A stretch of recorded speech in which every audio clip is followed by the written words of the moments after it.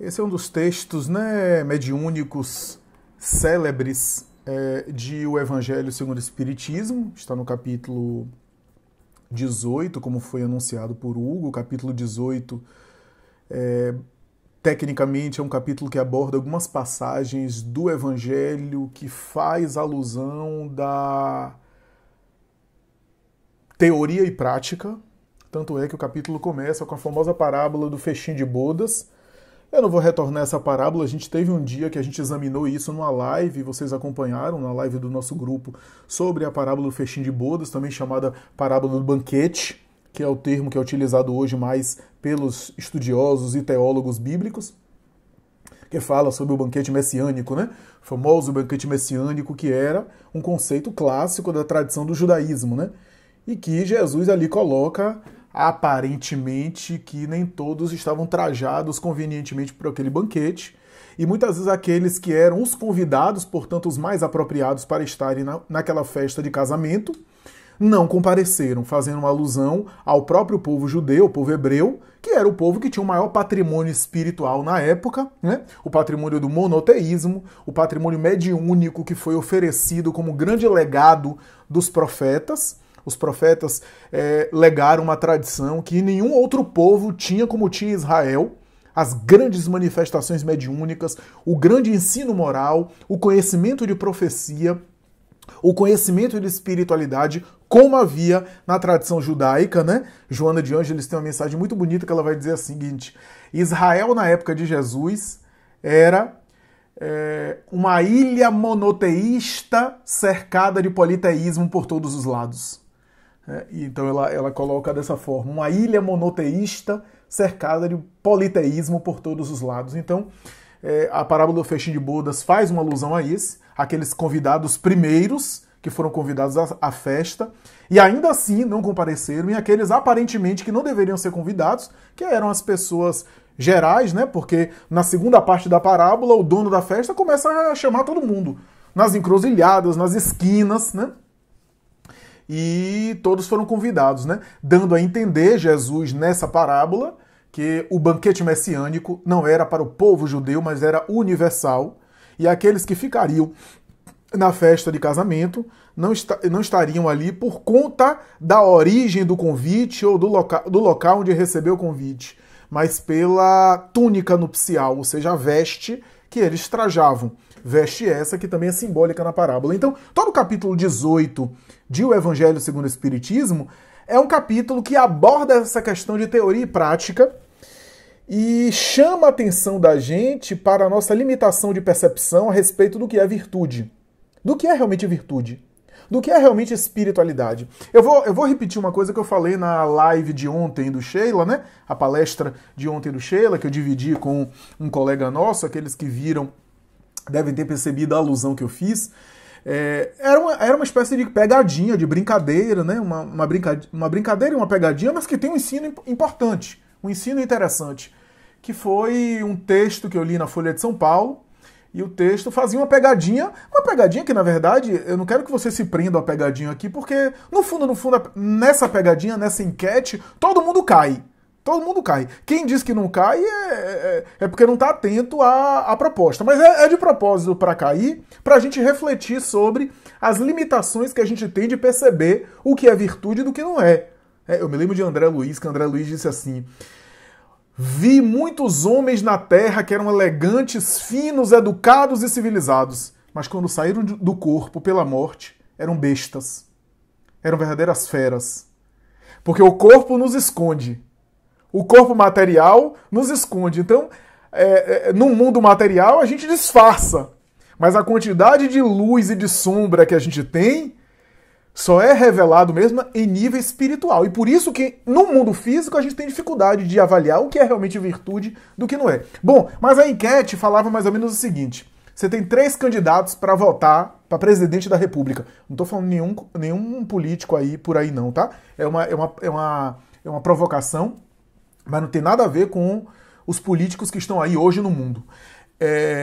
Nem de situação, nem de oposição. A enquete era a seguinte: você tem 3 candidatos, e eu vou passar o currículo moral desses candidatos para vocês. O primeiro candidato, ele é mulherengo, ele tem uma vida assim sexual, né, simultânea, né, tem uma vida de várias parceiras, sexualmente falando, ele tem uma pegada aí desorganizada ou relativamente múltipla em termos sexuais, e os amigos dele, alguns amigos dele, boa parte dos amigos dele estão envolvidos em falcatrua, em algumas corrupções, em algumas maracutaia. Esse é o primeiro candidato. Você vê que o currículo dele não é nada atraente, né? O segundo candidato não tem os problemas do primeiro, mas ele é cachaceiro. É um sujeito que... E quando eu falo cachaceiro, não é exagero não. Ele toma uísque no café da manhã. Ele bebe uísque já no café da manhã, tá? O terceiro candidato a presidente da República é fiel à esposa, é amigo dos animais, é muito sensível com a causa dos animais e é vegetariano. Nessa pegadinha, todo mundo, quando perguntam quem é que ele escolhe baseado nessas credenciais, escolhe o terceiro. Só que o terceiro é Adolf Hitler. O primeiro é Franklin Delano Roosevelt, presidente americano. Bom, a personalidade dele está envolvida em algumas virtudes, algumas conquistas importantes, né? Inclusive está associado ao Projeto Manhattan, a luta contra o Japão, a bomba de Hiroshima e Nagasaki, porque os japoneses ficaram aliados aos nazistas, mas existe uma polêmica aí se era necessário ou não. Mas era um presidente que era relativamente a favor da democracia, dos ideais republicanos, com todas as controvérsias que existem no nome dele. O segundo nome do sujeito que já tomava café da manhã com uísque, né, é Winston Churchill, que também é uma personalidade relativamente controversa hoje, embora é considerado o herói da Segunda Guerra Mundial. Foi ele que, ao lado da União Soviética, que barrou o nazismo de Hitler, né? E tem muitas virtudes associadas a ele, embora era um homem do tempo dele, e tem algumas coisas aí associadas ao nome dele, a biografia dele, algumas de preconceito, de discriminação, que era muito comum na época, na geração dele. A gente não pode também exigir demais. E o terceiro, que foi o grande votado, que as pessoas, depois que descobriram quem era, quiseram voltar atrás, né, na sua escolha, era Adolf Hitler. O que é interessante nessa pegadinha? É que às vezes a gente avalia as virtudes de uma maneira muito superficial. A gente avalia conquistas morais de maneira... Eu não estou dizendo com isso que ser vegetariano, ser defensor dos animais, ser fiel na monogamia não seja importante. Claro, ninguém vai duvidar que esses são valores importantes. Mas às vezes a gente coloca numa balança moral dessa forma, com aquilo que de alguma forma se apresenta a nós, ao mundo sensível, mas a gente não está dentro da pessoa. E tem questões muito mais importantes interiormente que passa despercebido. Eu vou citar um caso clássico, um exemplo clássico no próprio grupo do Evangelho, ou melhor, na própria FEIS.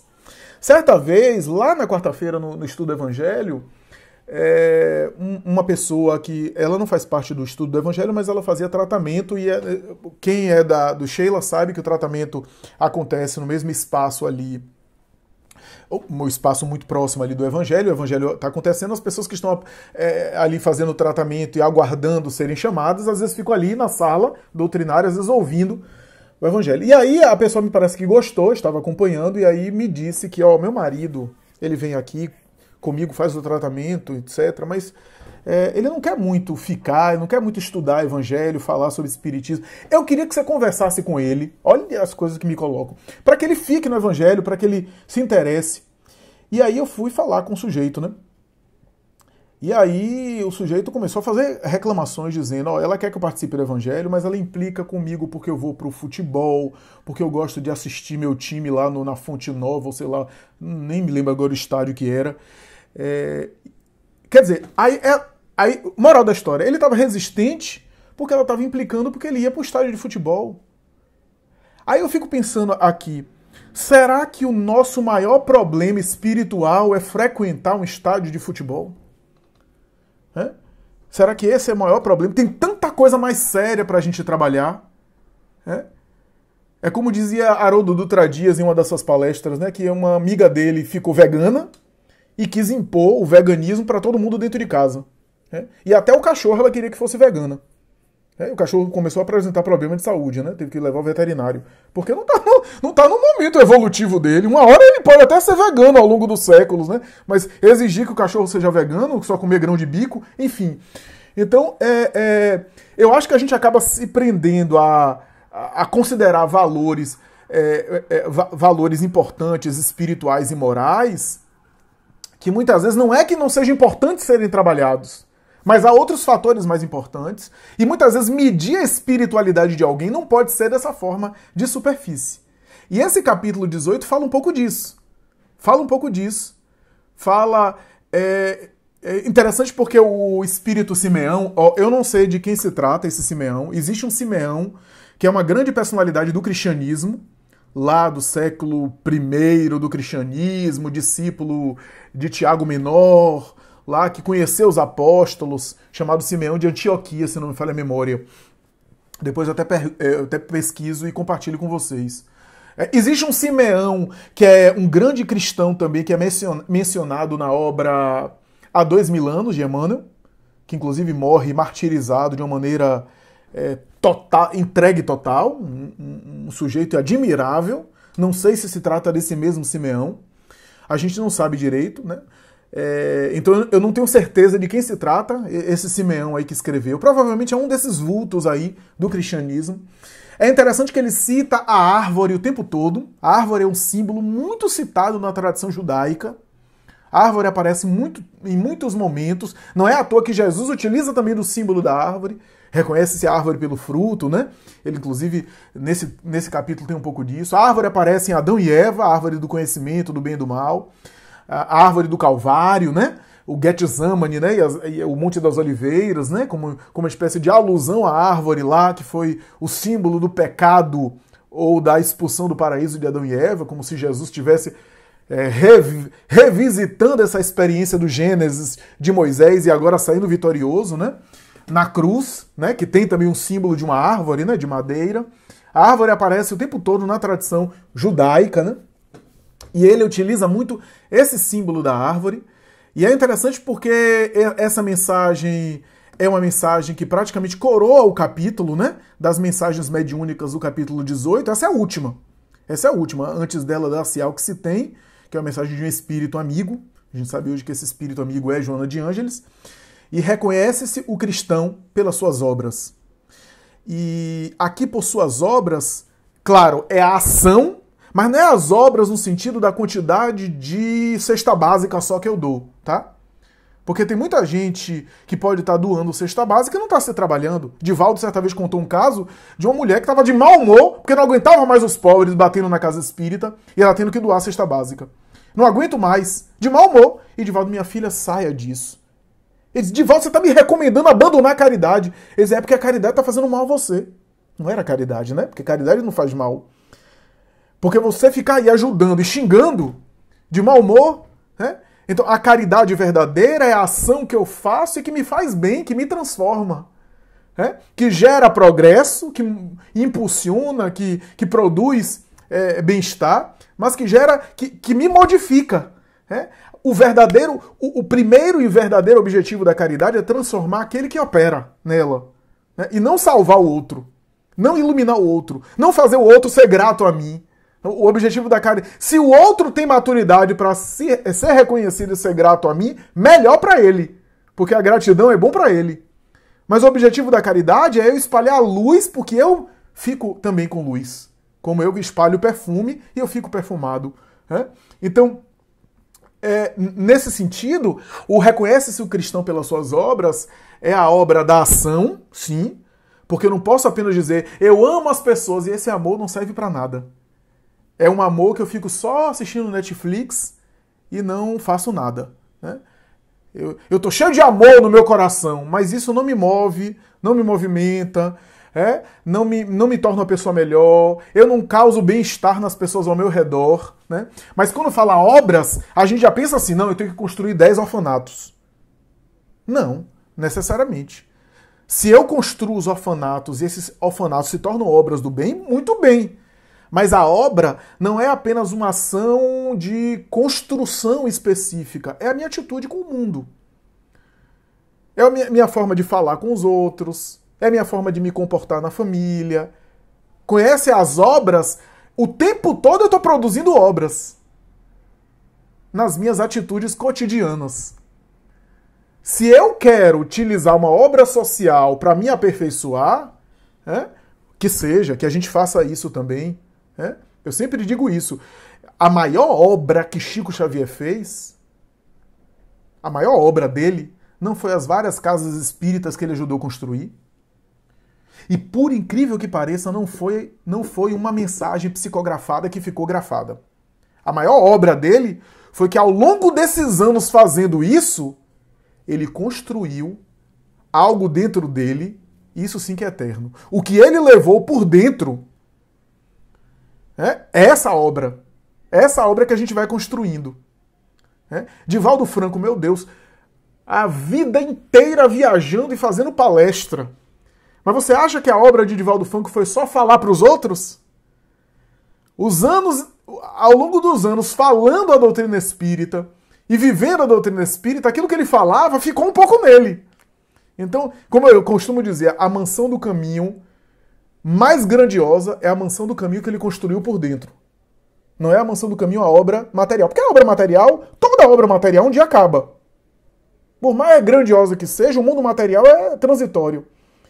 A obra Irmã Dulce, idem. Todas as obras humanas, materiais, um dia estão fadadas a acabar.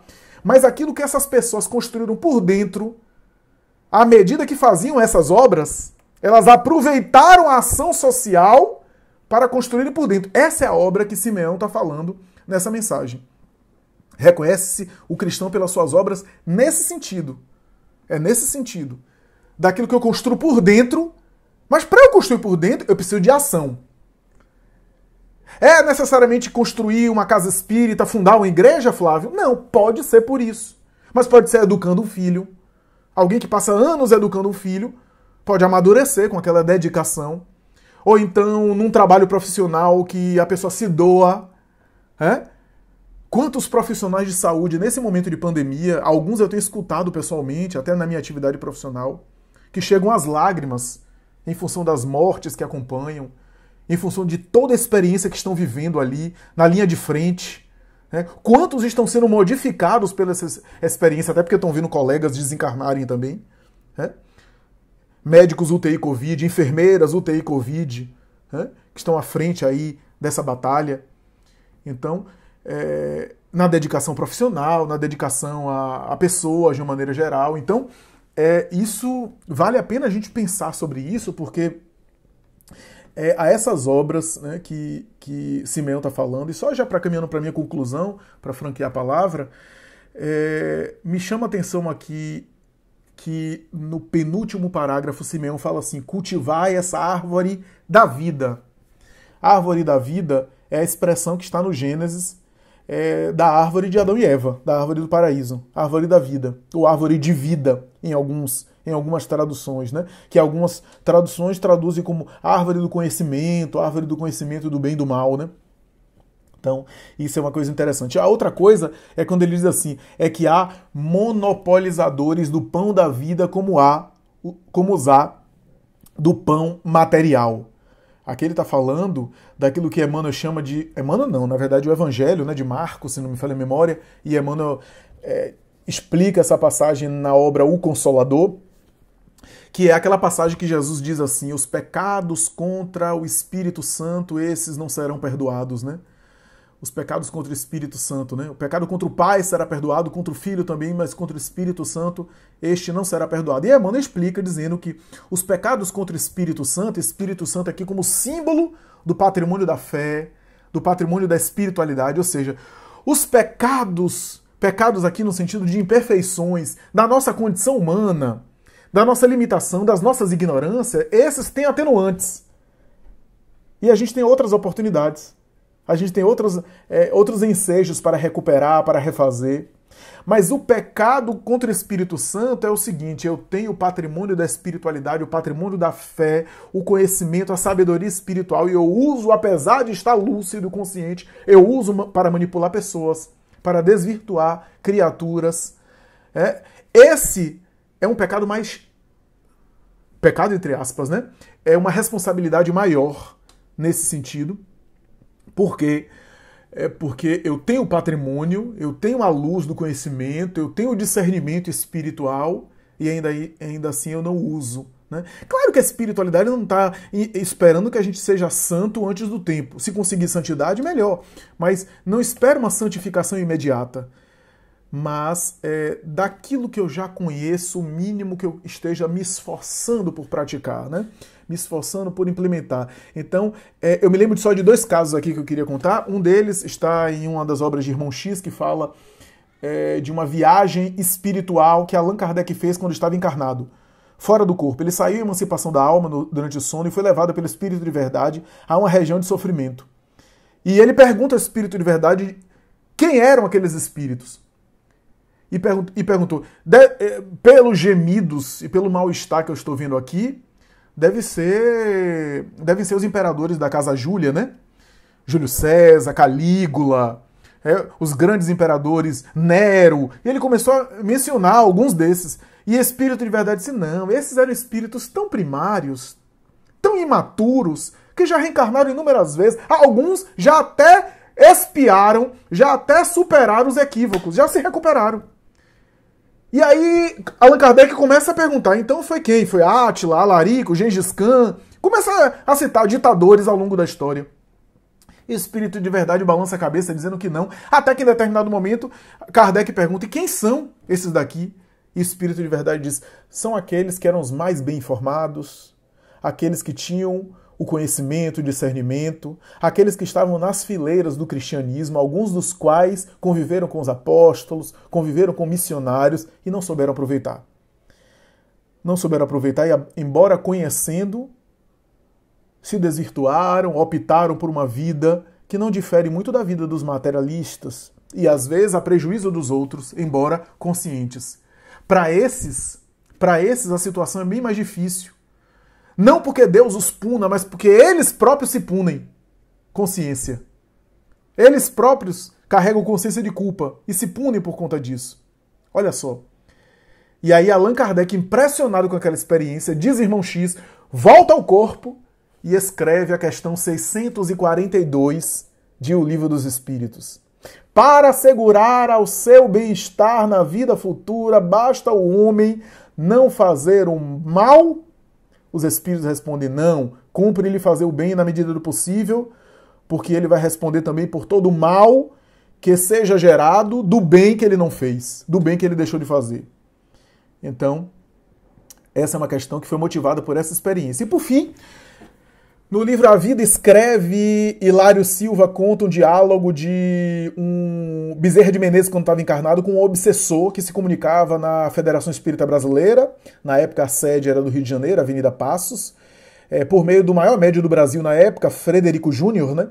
E o espírito era muito inteligente, veio e falou e começou a dizer, olha, doutor Bezerra, eu vou dizer uma coisa, eu não sei por que vocês ficam tentando doutrinar a gente.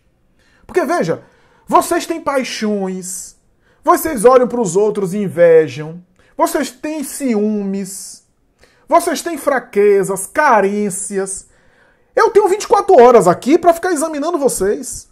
Vocês dormem, vocês relaxam, vocês se distraem. Eu não, eu fico aqui, ó, como telespectador olhando e vejo vocês com as mesmas misérias, as mesmas necessidades que as minhas. Então, quem são vocês para ficarem aqui dando lição de moral na gente? Quem são vocês para ficar aqui falando de caridade, do bem, do perdão? Eu vejo muitos aí com dificuldade de perdoar também, com rancor, com mágoa. Bezerra de Menezes, então, intuído por Ismael, diz Hilário Silva, olhou para ele e disse assim, você tem toda a razão. Você tem toda a razão. Só que há uma sutil diferença. Acho que o capítulo se chama Sutil Diferença, ou Há Diferença. Eu não me lembro direito. Há uma diferença apenas. Uma pequena diferença. A diferença é o seguinte. Alguns de vocês que estão aí têm todos esses problemas e todas essas imperfeições e querem ficar nisso. Se comprazem com isso. Mas, meu amigo, há muita diferença naqueles que têm todas essas paixões e estão lutando todo dia para sair delas. Essa é a diferença. Eu tenho certeza que você tem os mesmos sentimentos que eu, disse Bezerra. As mesmas carências que eu. Mas eu estou tentando sair delas. Eu estou tentando superar elas. E você está tentando também? Aí o espírito se sensibilizou. Essa era a diferença. E como faz diferença, né? O capítulo fala um pouco disso. Bom, mas eu me alonguei já demais. Vamos franquear a palavra para quem queira comentar, quem queira se manifestar. Daniel.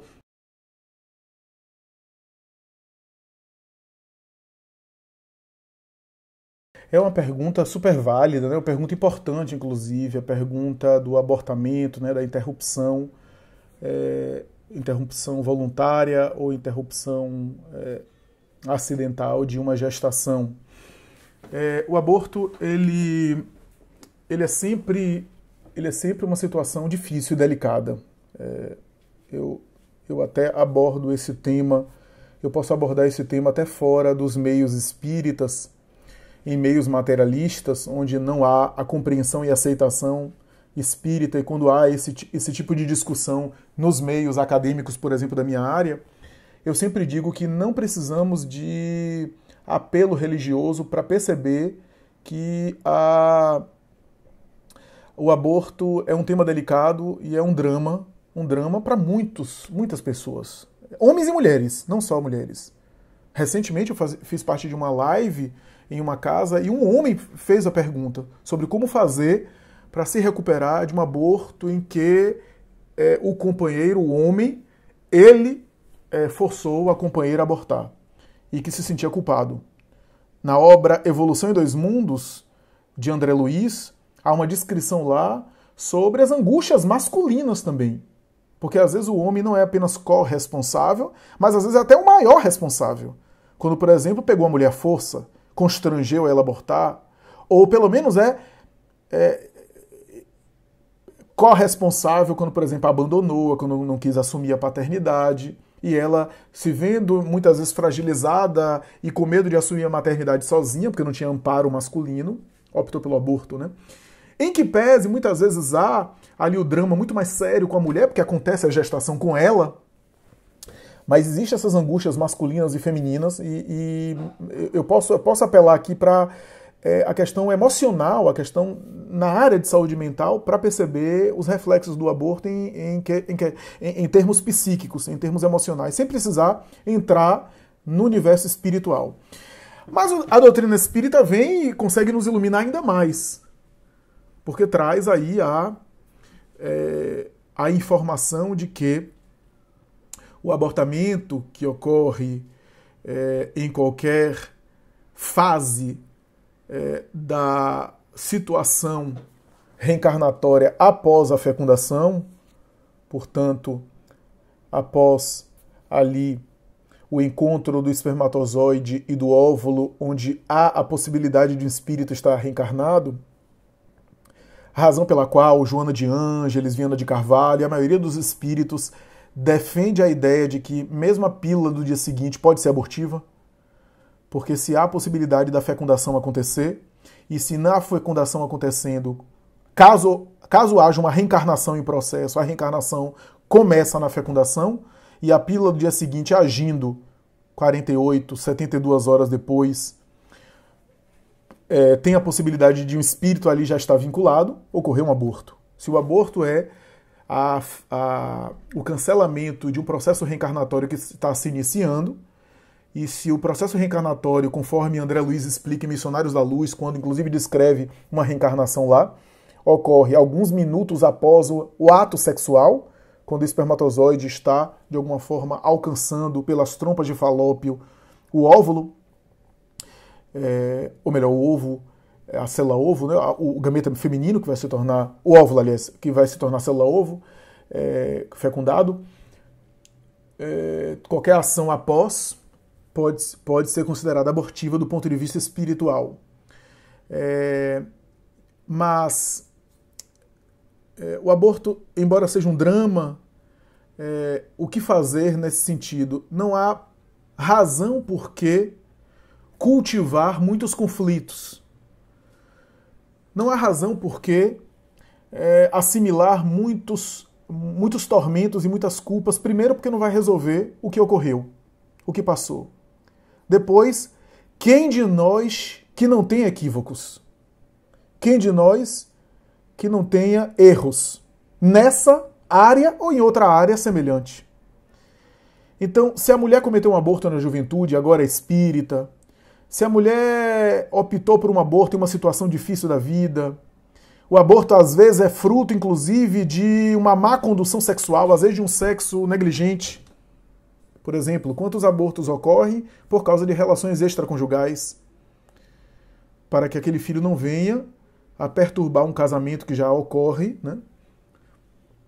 E nesse sentido, por isso que as relações sexuais sempre têm um custo maior para a mulher, nesse sentido, porque o preço a pagar muitas vezes é mais alto para o sexo feminino, por conta da gestação, né, por motivos óbvios. Então, mas que adianta se atormentar, que adianta se culpar, que adianta cultivar mágoa em relação a si mesmo, se não refazer a vida, atuar no bem, mudar, não mais repetir o erro. Agora que eu tenho consciência do equívoco, não fazer mais.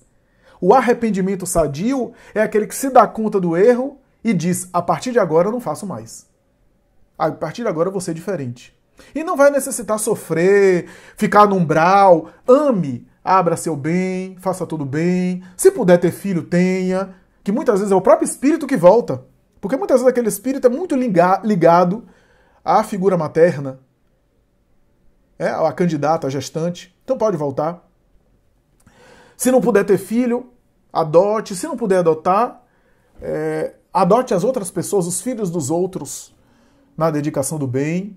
E claro, no caso do espírito, orar por ele. Não há outro caminho. Ore por ele, orar por ele, envolver ele em vibrações positivas, que ele muitas vezes pode perdoar, seguir adiante. Não é necessariamente se tornar o obsessor e ficar perseguindo a mulher. Há alguns casos que isso acontece sim. Há alguns casos, até na literatura mediúnica, que acontece assim. Mas não necessariamente. Não necessariamente.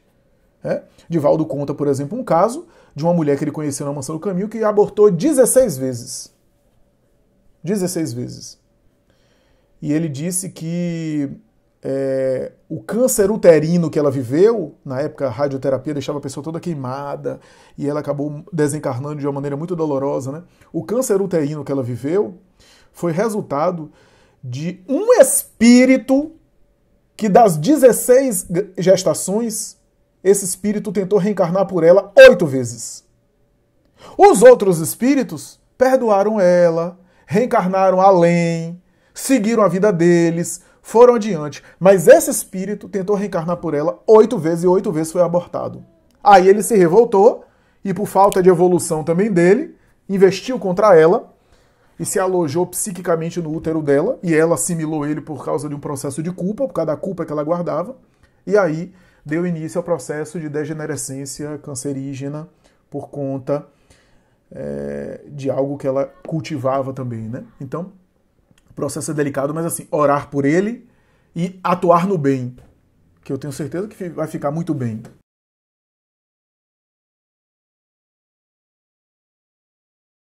Muito bem, muito bom. Muito bem pontuado, Neuma, e ótimo. O grupo de estudo é bom por isso, porque cada um vai colocando uma coisa, vai, né, agregando e adicionando, e a Neuma sempre atenta, né? Conseguiu aí destacar uma coisa muito importante desse texto, um elemento muito importante que ele fala mais de uma vez dos frutos do cristianismo e os frutos do espiritismo, né? E que frutos seriam esses, né? O símbolo do fruto é um símbolo muito interessante, como o da árvore, né? Porque veja que coisa interessante. Eu posso até saber quantos frutos uma árvore dá. Mas eu não consigo saber quantas árvores um fruto vai gerar. Aquele fruto com aquelas sementes, né? Então, o símbolo do fruto e da árvore é um símbolo muito interessante porque fala sobre essa lei de causa e efeito, né? Causa e efeito, ou seja, causa e consequência, ação e reação. Fala sobre a produção, né? A produção de um novo modelo de homem aqui, homem e mulher, tá? Para as feministas não ficarem chateadas comigo. Seres humanos, né, produção. E eu acho que se eu fosse resumir aqui, Neuma, em relação à questão dos frutos, eu diria que o objetivo principal da proposta de Jesus e a proposta espírita nada mais é do que uma tentativa de recuperar isso. O objetivo principal é tornar as pessoas melhores, produzir pessoas melhores, né? É aquilo que Jesus respondeu a Hanan, que eu acho, há uma suspeita, não apenas eu, mas outros estudiosos acham que é uma suspeita ali, que era um encontro com Anar, né? O Anás, né? Que seria um dos sumos sacerdotes, mais tarde responsável pela sua crucificação, né? Capítulo 1 de Boa Nova, de Humberto de Campos, em que o Aná, ou Hanan, como está colocado lá, porque é uma forma mais ocidental, mais aportuguesada de Anás, né? Pergunta a Jesus: o que é que você está fazendo em Jerusalém? E Jesus respondeu: estou tentando construir o reino de Deus. E aí a Hanan pergunta: mas reino de Deus? O que seria isso? Jesus responde: é a obra divina no coração do homem. Ou seja, obra divina. Então não é uma obra humana, é uma obra espiritual, é uma obra divina, mas que é no coração do ser humano. Ou seja, como você disse, Neuma, parece uma coisa que não vai afetar a ordem social. Parece que não vai afetar o contexto global. E, de fato, o trabalho que a gente faz de um ser humano agora, por exemplo, a educação de um filho, de uma pessoa, às vezes o trabalho que a gente faz agora, a gente não vê o resultado agora. A gente vê o resultado lá na frente. Mas aí eu pergunto, um Gandhi fez ou não fez uma diferença? Agora, quando a gente tiver, por exemplo, 10 Gandhis espalhados aqui por Salvador, ou melhor, pelo Brasil, porque tem gente aqui que não é de Salvador, que está aqui no nosso grupo. Imagina um Chico Xavier em cada esquina. Ia fazer uma diferença. Porque se um coração evangelizado se torna essa luz que espalha para tanta gente e que gera tantos frutos que as pessoas se alimentam desses frutos, então, o objetivo do cristianismo e o espiritismo está lá nas questões 627, 629, né? Os espíritos dizem assim, Allan Kardec: o que nós estamos fazendo é acelerar o reino de Deus anunciado por Jesus. Eles dizem isso, Allan Kardec lá. Eu acho que foi 627 ou 629 que eles respondem assim, né? Ora, então, o projeto é tornar pessoas melhores, não é tornar todo mundo espírita, não é tornar todo mundo médium, não é fazer todo mundo palestrante espírita, é fazer pessoas melhores. Até porque os palestrantes espíritas são criaturas também que estão, né? Se fossem criaturas tão assim divinas, já estariam em outro trabalho, muito mais sofisticado do que fazer palestra. Eu fico imaginando Filomeno de Miranda, Joana, nas últimas mensagens aí por Divaldo, estão anunciando que logo logo Francisco de Assis vai reencarnar, né? Tem uma insinuação aí clara desses autores espirituais, o que significa dizer que a presença de Francisco na atmosfera terrena, preparando a sua reencarnação, e o espírito desse demora um pouco, né? Imagina quando essa leva de espíritos começar a reencarnar, depois dessa turbulência agora, né? Francisco de Assis, né? Aquela equipe espiritual liderada por Vitor Hugo, que Ivone Pereira falou, né? Aquela equipe espiritual voltada para o belo, para a arte, para a literatura, né? O próprio Vitor Hugo, né? Que lidera essa equipe, né? Só para vocês terem uma ideia, a equipe tem assim Mozart, Chopin, os grandes intelectuais do romantismo, que está fazendo muita falta. Não sei se vocês notaram, a música dos últimos tempos está um negócio assim que não sei se é assim muito evoluída para minha mentalidade, né? Mas não consigo alcançar, né? A literatura, a arte, né? Tem uma coisa assim que a gente não consegue consumir direito. Pelo menos eu tenho dificuldade, né?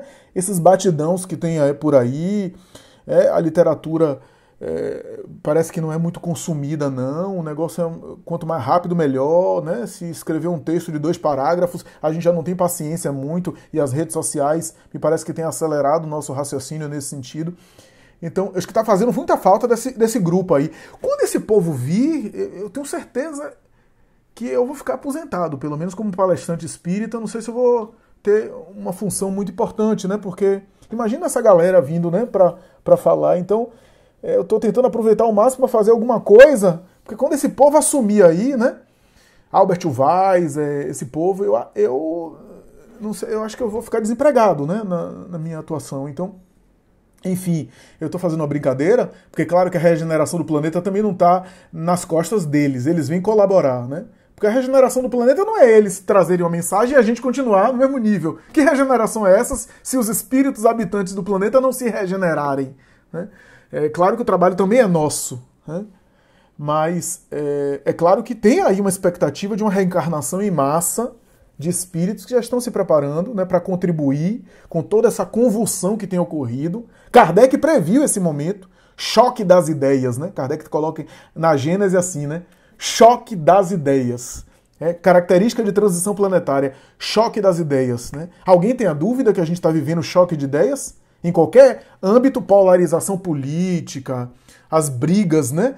Quantas fissuras, quantas fraturas nas relações familiares, né, de uns anos para cá. Eu não estou dizendo só das eleições de 2018 do Brasil, não. Há muito tempo, né? Brigas em WhatsApp, briga em rede social, conflitos de toda sorte, polarização em outros níveis, não apenas político, político partidário, político ideológico, mas em outros contextos também. A gente está tendo polarização de tudo que é jeito, né? Então, eu acho que esse choque das ideias está acontecendo, né? E a humanidade vai amadurecendo com esses atritos, né? Com esses choques. E a gente vai começando a amadurecer mais. Então, tem isso daí. E os frutos do cristianismo é tornar seres humanos melhores, né? Nos tornar melhores, né? Nesses atritos, nessas convulsões. Então, de fato é isso. Parece que não vai resolver nada, mas um homem evangelizado ou uma mulher evangelizada é um foco de luz, né? E altera muito, né? Agora imagine uma mentalidade, porque a gente já tentou mudar o mundo de outras formas, né? A gente já teve revoluções, né? A gente teve revolução de direita e de esquerda política, né? Teve revolução social, teve revolução, sei lá, bolchevique, teve revolução de todos os espectros, né? Já teve Revolução Francesa, Iluminismo, né? Em nome da liberdade, igualdade e fraternidade, caiu lá nas degolas e nas decapitações lá do período Robespierre e outros. Enfim, a gente já tentou implantar paz social, justiça social, através do coletivo para o indivíduo, né? Através de sistemas políticos, através de leis, através de revoluções, através de protestos, mas como dizia Friedrich Nietzsche, ele dizia de maneira pessimista, né? Aonde está o ser humano, aí estão as suas paixões. Então a gente muda o governo, muda sistema político, agora é monarquia, agora é presidenciável, é plebiscito, é parlamentarismo. Mas aonde estiver o ser humano, estão os seus vícios, as suas imperfeições, né? E ele vai corromper aquilo porque carrega dentro dele as paixões. Então, o que fazer? O trabalho de melhoramento do ser humano é um trabalho de formiguinha, que às vezes a gente não vê em uma encarnação. Mas se você for olhar, os seres humanos atuais são melhores do que os seres humanos de 300 anos. São melhores. E, aliás, eu posso dizer que são os mesmos seres humanos que têm voltado reencarnado. É isso que Kardec fala na obra kardeciana. Na Revolução Francesa, estou falando aqui de 300, 400 anos, né? 1700 e pouco. As pessoas iam para as praças públicas em família, com criança, para verem outros serem degolados. Levava até uma pipoca, o piquenique ali da família. Né? Na Idade Média, as pessoas eram queimadas, as pessoas iam para ver, comparecer e achavam tudo normal. A gente vem mudando, vem melhorando. Né? Tá ideal? Claro que não. Mas hoje uma crueldade choca o mundo inteiro, né? e chama atenção. No passado, o que existia de crueldade, o que existia de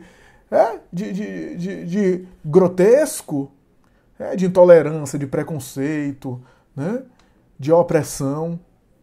Então, a gente tem mudado, né? Não está ainda o ideal, é claro, mas já estamos sensíveis, já nos chocamos com uma injustiça, que no passado não era assim, a mentalidade humana, né? Então, mas o fruto do cristianismo é tornar as pessoas melhores de maneira mais, né, contundente, né? De uma maneira mais consciente, né? A evolução consciente é diferente, né, gente? Uma coisa é eu evoluir com dores e com sofrimentos, eu vou despertando, vou amadurecendo. Outra coisa é quando eu decido evoluir de maneira consciente, né? Isso impulsiona a gente para frente, né?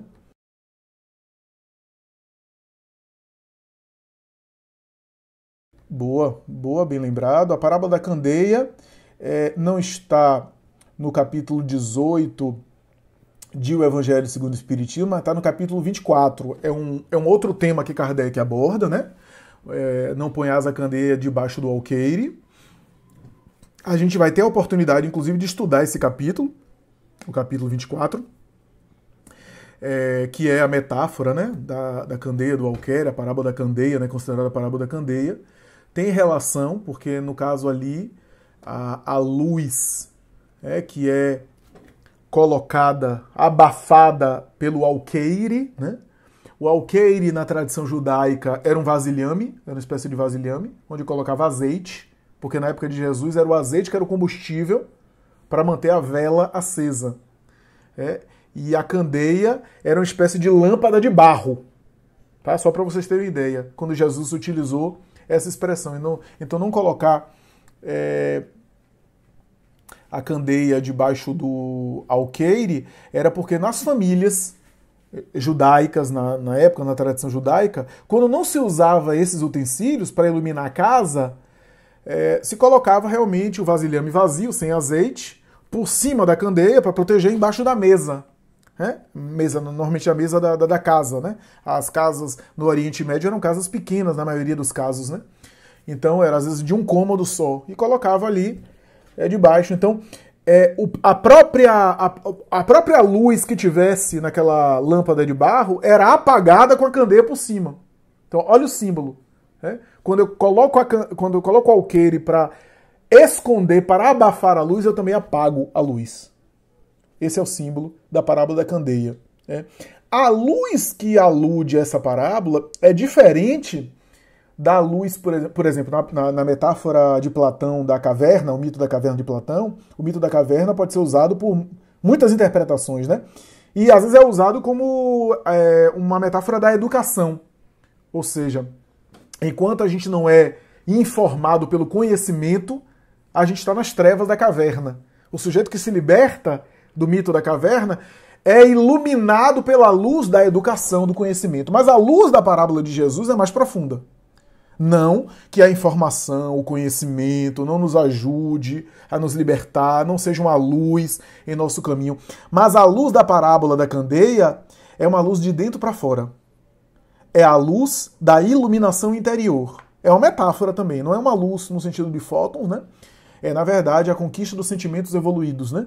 Quando eu cresço emocionalmente, quando eu cresço espiritualmente, eu estou aumentando a luz que eu carrego dentro de mim. Que brilhe a vossa luz diante dos homens, como disse Jesus. Né? Então, é essa luz que se expande, que aumenta à medida que eu amadureço emocionalmente, quando eu amadureço moralmente, como diz Kardec. Né? Então, essa luz é uma luz que não se deve escondê-la, né?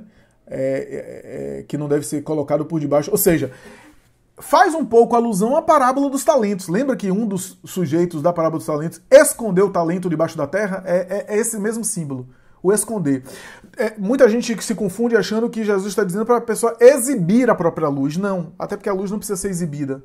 Quem tem luz irradia. Chico Xavier era o mais discreto, procurava ser o mais discreto possível das ações que ele fazia. Mas em alguns momentos irradiava aquilo, mesmo que ele não quisesse. Então não é exibir, não é ostentar virtudes, não é falar sobre as próprias virtudes, mas é não ser tímido para fazer o bem. A luz aqui não é eu fazer propaganda de mim, É eu fazer propaganda do bem. Né? Isso, inclusive, é um alerta para os palestrantes. Como os palestrantes têm uma atividade muito que eles estão em evidência, felizmente ou infelizmente, os palestrantes muitas vezes estão em destaque, porque é próprio da atividade. É diferente de algumas outras atividades que são de atividades que não são visíveis ao público. Né? Mas a atividade de exposição espírita, a pessoa está em evidência. Né? E muitas vezes o palestrante tem que estar muito com cuidado, com atenção, para não se achar a própria mensagem. E acabar deixando de lado a mensagem espírita e ficar falando de si. Ficar se gloriando, se autoglorificando. Né? O mensageiro deve desaparecer ou deve se ocultar para deixar que a mensagem apareça. É a mensagem que deve aparecer e não o mensageiro.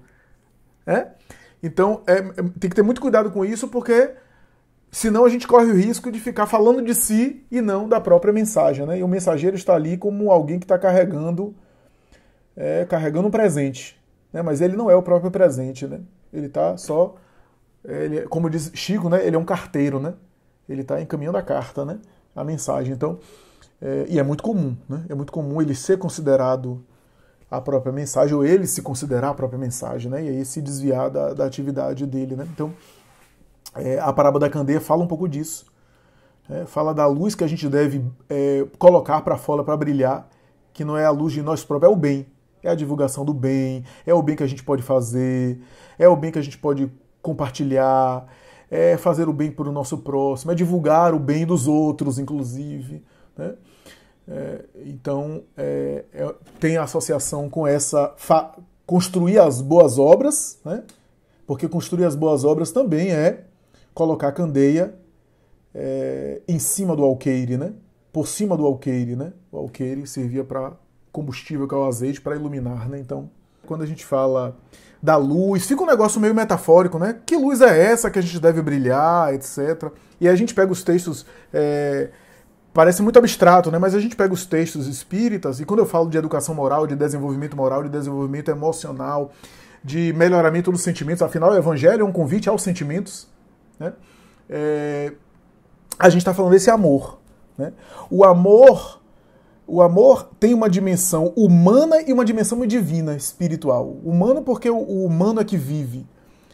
Mas o amor tem uma natureza divina, né? O amor tem uma dimensão divina, e à medida que a gente amadurece esse amor e, portanto, cresce com ele, amando, é interessante, né? À medida que a gente exercita o amor nos torna maiores, o nosso amor também aumenta. Né? À medida que a gente exercita o amor, a gente cresce, e o nosso amor, a nossa capacidade de amar também amadurece, também engrandece. Né? Então, à medida que o espírito evolui, cresce, né, o afeto vai se aprimorando. E da mesma forma que o afeto, por exemplo, de uma criança o afeto de uma criança vai melhorando, vai desenvolvendo, vai amadurecendo, vai ficando melhor, né, com o tempo, quando ele amadurece. Por exemplo, o senso que uma criança tem de amor, eu tenho um filho aqui que vocês viram aí gritando e brincando no corredor, não é a dimensão que, por exemplo, eu tenho do que é afeto, do que é amor, o que ele entende por afeto. Então, o espírito também amadurece, evolui, cresce, e esse amor que é de essência divina, esse amor que é de natureza divina, também nos torna divinos. E à medida que a alma usufrui, experimenta esse amor no sentido espiritual, é como se ele se conectasse com Deus. Essa é a luz. Essa é a luz, né? É a linguagem do amor.